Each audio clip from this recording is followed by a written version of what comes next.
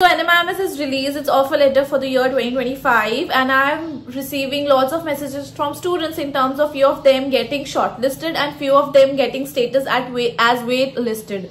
So let me tell you, for those who have got the status of shortlisted, you have to now pay the fees.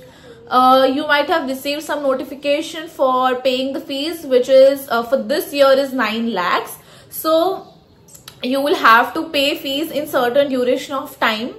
And if you think you want certain more days to pay the fees, you can contact the college and you can inform, and you can just have a conversation with them that this is the reason that I have applied for loan, or I'll be paying fees in this much duration. They have certain criteria in which they allow you to do so. And for the loan, for paying the fees, you can go for loan. They have banks associated with NMIMS such as SBI, Scholar Loan. So you can apply for such loans where you can pay your fees, and later when you get the job you can repay the loan or with the interest. For those who have waitlist in their status section, let me tell you that if you are in the range of, let's say, above 130 to 190 or 180, you can expect of getting it converted to the shortlist. But let me tell you, if we talk about the seats at NMIMS for MBA Pharma, it is not that they have a strict number of seats been allotted for the students.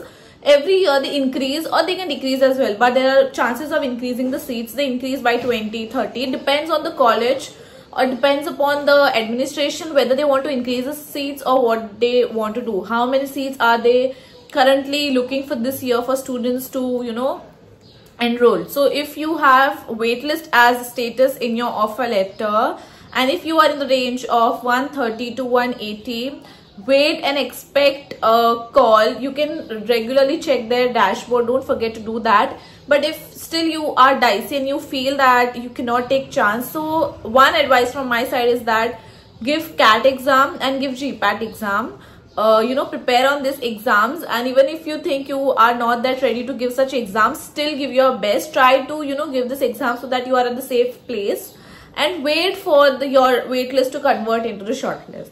And talking about in the portal, they'll ask you to upload certain documents, and if you are currently in B.Pharm final year or any of your undergraduate final year, you might not have certain certificates to upload. So in that case, they do provide you some time to upload. It's not that strict that you have to upload all the documents, but try to upload all the documents that you have currently with you. The ones which you don't have, you can there's a helpline number of the college. Call and inform them and do whatever they say to you.